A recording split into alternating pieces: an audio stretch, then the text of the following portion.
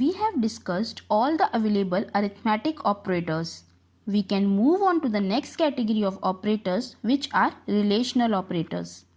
All the relational operators are binary operators which compare the value of the operand on its left hand side with the value of the operand on its right hand side. Based upon the values of the operands and the type of relational operator, the output will be either 1 indicating true or 0 indicating false.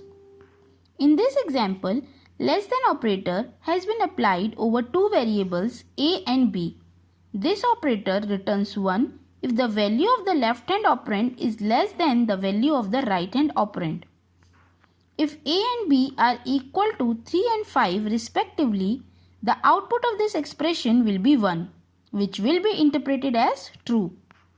And if a and b are equal to 10 and 8 respectively, the output of this expression will be 0, which will be interpreted as false. We can verify the output of this by printing the value of the expression. This statement will print 1. All the relational operators work exactly the same way.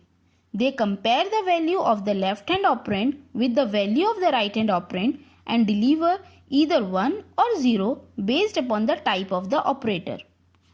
We will quickly present the remaining relational operators one by one and discuss the general format of their application and the nature of comparison performed by them. We have already discussed the less than operator. Greater than operator work exactly the opposite way. If the value of the left hand operand is greater than the value of the right hand operand, it returns 1, otherwise 0. The less than or equal to operator returns 1 if the value of the left hand operand is less than or equal to the value of the right hand operand, otherwise it returns 0. The greater than or equal to operator works in the opposite direction.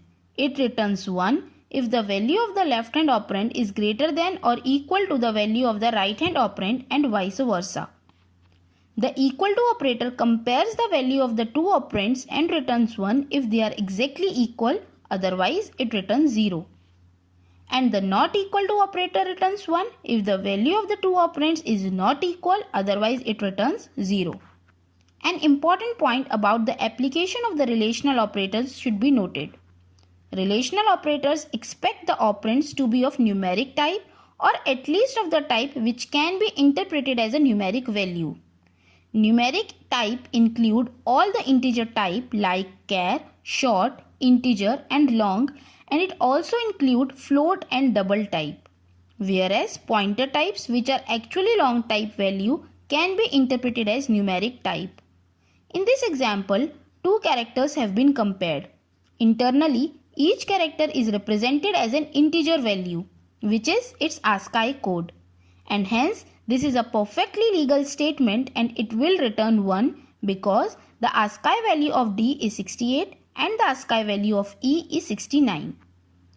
This statement, though weird, is also a valid expression and returns 1 because the string literal is equivalent to the base address of the memory location where the string literal is stored, and this address can be interpreted as a long value.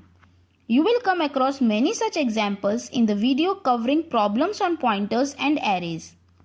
This concludes relational operators. For a better and lasting understanding, you are requested to write programs to verify the output of the application of these operators. One such sample program is given here. The output of this program is 1 1 0 0 0 1.